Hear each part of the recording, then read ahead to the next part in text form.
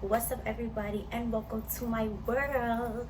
Today I'm going to be doing a story time on something that happened to me my freshman year of high school. I'm going to try to stay to the point. Ooh, my forehead shining, yeah. But much better lighting than the first time. Can we applaud to that? Yes, ma'am. But that's neither here nor there. Let's get into the story time because I know it's real juicy. I'm gonna be all over the place. But yeah. So it started my freshman year of high school. I went to a vocational high school instead of the high school that was in my city. So it was in a different city. And I went in with the notion that I would, have different friends than what I had in high school. And I didn't really think I was going to make friends. So the way that it is devised over there is you have shop week and then you have the academic week. So there's different people in your shop week than in your academic week, but that's like a whole nother thing to explain. So during my shop week we had a shop team, and I'm not even gonna say the team because we were so bad, I guess, because of this incident and I guess other incidents. And basically the point of having this shop team was to explore the other shops all together as one, and then you guys go ahead and decide which will be your final shop of choice. So it was about a couple weeks in. We were in electrical, and there was two groups of girls. The group that I was in, which consisted mostly of like ethnic black people, and it was like a good 6 or 8 of us. And there was another group that had some white girls. They were a little on the weirder side. Granted, we were weird too, but they're like weird, and they did a whole lot. So basically what happened was this. We were in electrical, and the teacher, he had given us the opportunity to play any music we wanted from Pandora. Great. So the song, he had played the first couple stations, and when his stations were over, he was like, all right, so you guys can decide what you guys want to listen to.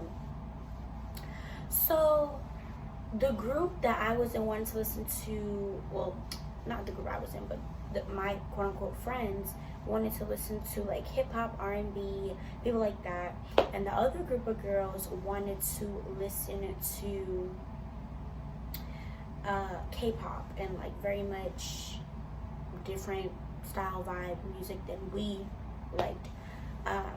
So the heads of the groups had some words. They had some words, and I don't remember who ended up taking over the station, but that was just the first incident that kind of led up to the remaining incidents.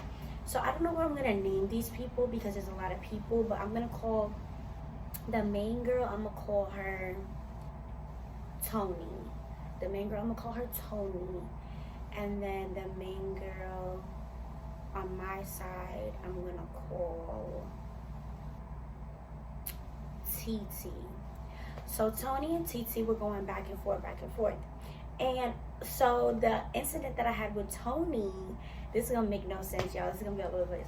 But in electrical earlier that day, Tony and her friends were doing like a ghost busting thing on their phone because it was around Halloween time. It was around November, so like October. It was around September, October. And they were doing like this Ghostbusters app on their phone where it can like detect spirits and stuff around people. And I was irritated that day because the person I was talking to was being a real douche and was like, I don't know, irritating me. So I wasn't in the mood. So I was just in one of the cubicles. And my friend Canada talked to me. We're gonna call her Jane.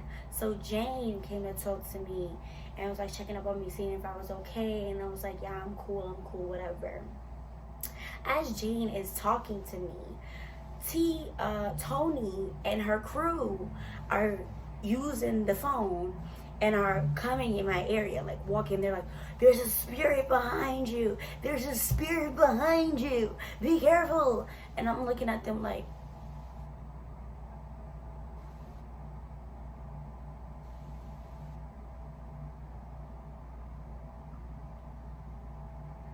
really?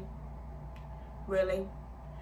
I don't even know. I don't remember what I said to her, but I think it was along the lines of, oh, can you take it over there? Like, I didn't say anything rude to her because I was already not in the mood, because I knew if I said something, it would be on and popping. So I didn't have any type of physical altercation with her. So everything went down a couple weeks later when we were in medical. And we were in medical. The teacher at this point, she had an attendance. She found out that I sang. She listened to my little song, you know, my little cover that I had on SoundCloud. She played it for the class. She called me her little songbird. And now that little songbird was about to turn into a little jailbird because we got a call. Now in high school, the high school that I ended up transferring to, whenever the phone rings in the classroom, they're either calling for somebody or something happened. It's never good, you know, or it's either you're getting dismissed, but it's very rare that it's a good thing. They was looking for somebody, but I didn't know that because I didn't go to school yet. So at the school, it was the same thing. So the phone rang and she was like, oh, my little songbird, somebody wants you down the hall. I do not remember this lady's name for the life of me. So I'm going to call her Big Bertha because she was really stomping on these hoes. So basically, I walk out the classroom and I'm trying to figure out what's going on. And I go walk a little bit up the stairs. I walk down and I see Big Bertha waiting for me. And she's standing with her hips, you know, wide open, her hands on her shoulders in the Superman pose, like she just did something. And she puts her hand back into me to come down. And I walk down. She brings me in this tiny room, and there's a paper on the desk. There is a pencil, there's tissues, and there's her desk. And she tells me to sit down. And she starts coming for me, like coming for my existence.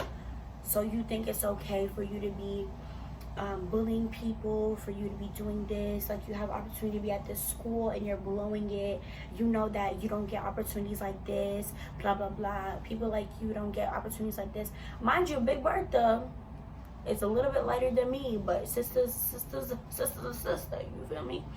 I'm trying to figure out why Big Bertha's coming for me in my existence, talking to me like I'm some low life with no type of stability, with no type of future. Like, baby, why are you coming for me? And I'm looking at the paper and it's saying like a report.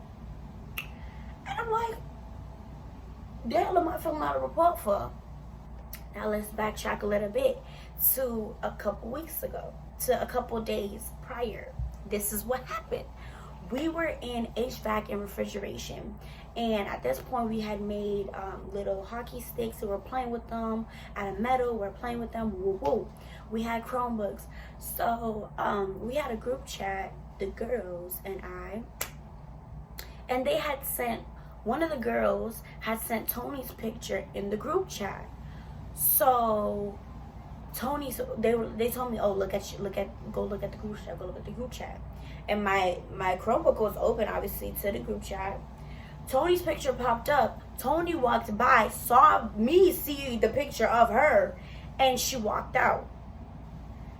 And I didn't notice that she had saw the thing, but I noticed that she was in the room no anymore.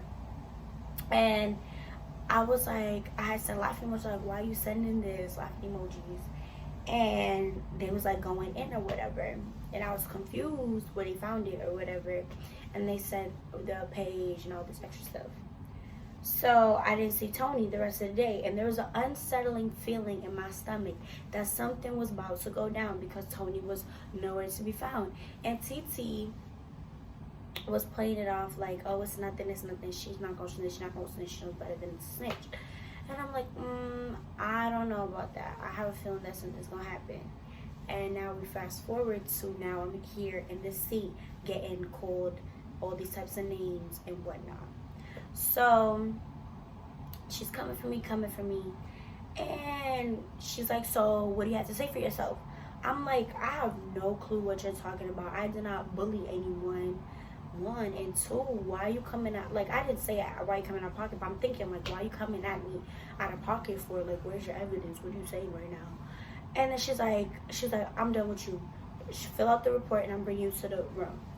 So I filled out the report. In the report, I'm like, I have no clue what's going on, but if I can be of any assistance, because I really did not know what was going on, I'm like, if I could be of any assistance, please let me know. But please, if anything, do not call my mom. Remember this, yo. Remember this. So remember what I'm telling you. Please do not call my mom.